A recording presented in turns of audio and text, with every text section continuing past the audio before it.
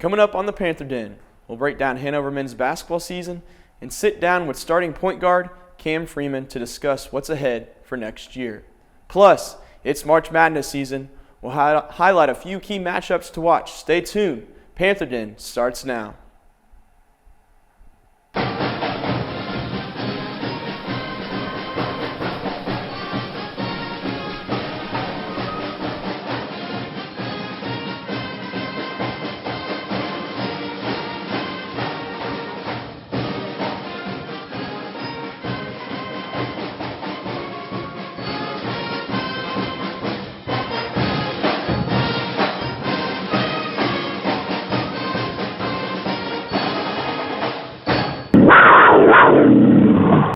Hello and welcome to the Panther Den. I'm Malachi Parks.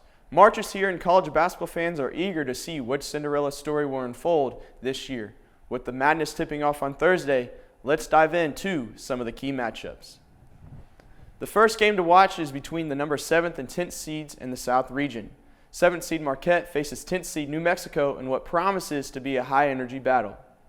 Marquette enters the tournament with a 23-10 record, finishing third in the Big East Conference, while New Mexico boasts a 26-7 record, claiming the top spot in the Mountain West Conference. Odd makers have Marquette as a 3.5-point favorite. New Mexico's Donovan Dent has been a standout, averaging 26.6 points and 6.4 assists per game. Marquette's Cam Jones leads his team with just under 20 points per game. Both teams bring high-powered offenses, but I'm giving the edge to Marquette because of their strong team defense.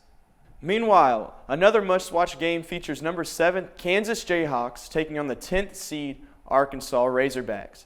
Kansas enters this with a 21-12 record, while Arkansas sits at 20-13. Over the last 5 games, Kansas has gone 2-3, averaging 78 points per game. They are led by big man Hunter Dickinson, who is putting up 17.6 points and 10 rebounds per game. Arkansas, on the other hand, has won 3 out of its last 5, averaging 73.6 points per game. The Arkansas are led by junior star Adu Thrio, who averages 15.6 points and 6 rebounds per game. I'm going to have to go with Arkansas to pull off the upset and take down one of the college blue bloods in this matchup. The Razorbacks have been battle-tested throughout the SEC, facing some of the top talent in the country. Their athleticism and defensive pressure could cause problems for Kansas. Additionally, Arkansas thrives in transition, and they can push the pace against Kansas. They have a strong chance to come out on top against the Jayhawks. Plenty of big-time matchups on the slate, and history has been made. The SEC sets a new NCAA record with 14 teams in the tournament. Stay right here as standout point guard Cam Freeman joins me for a one-on-one interview next here on the Panther Den. Welcome back to the Panther Den. Joining me today is basketball player Cam Freeman. Cam, thank you for joining me today. How you doing? No problem, brother. I'm good. How are you? Awesome. Well, we're going to do this interview. The first part of this question that I'm going to be asking you is about last season and how things went with you all. So the first one, the season had a lot of ups and downs, obviously. Yeah. A long season that basketball is. How would you say the team's journey to go through those adversity struggles paid off? You mentioned it. It was a bit inconsistent. We had a lot of ups and downs, but through it, I felt our coach had the good balance of getting on us and letting us have fun and letting us figure it out on our own. We also had good leaders with our seniors, so we got through it. Awesome. So you guys finished 16-11 overall and 11-7 in conference. Do you feel like the team met expectations, or was there a lot left on the table? I feel like there was plenty left on the table. Our expectations at Hanover are always to win a championship. We have 2 goals, winning a championship and having a team. So I feel like there's more to do, but I feel like the potential to go on and do that in the future is there. Awesome. So you guys went on a 5-game winning streak, then went on a 5-game losing streak. What were some of the things you all faced as a team to get through those? Finding our identity, finding where we would stand out at, finding our competitive edge, and just sticking to our brand, building our brand. Awesome. So you had a lot of big plays made this year. Obviously, the game-winning shot against Manchester at the buzzer. You personally, what was your favorite moment from this past season? It could be an individual stat, team goal, or behind the scenes that maybe a lot of us don't see on the court. Uh, I honestly just appreciate bonding with the seniors off the court. Like, basketball is going to be basketball. It's going to come with its ups and downs. There's plenty of moments I wish I could relive good and plenty that I wish I could relive bad to do better. But just off the court, building a relationship with these dudes that I'll know forever is worth it. Awesome. So we're going to switch the lens to what to look forward to for next season. So for these Panther fans and everybody else who follows Hanover College basketball, a lot of them know 4 seniors graduated. 3 of them started, and then 1 came off the bench and added quality minutes. How are your team going to adjust next year with those 4 gone? We're going to keep it moving. Like, we love them. They brought a lot of good energy, but we got a lot of young talent, and it's time to apply that and build our consistent habits so we can produce just like they produced. I feel like we have even more talent. They just work super hard. So I feel like if we can apply that to our games and keep our head on the road and be for each other, we'll be just fine.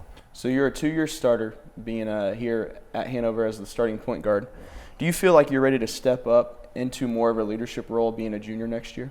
Yeah, it's that time, man. I feel like I had that goal my sophomore year and I didn't live up to it how I wanted to. So it's definitely a battery in my back and an incentive to go chase that next thing.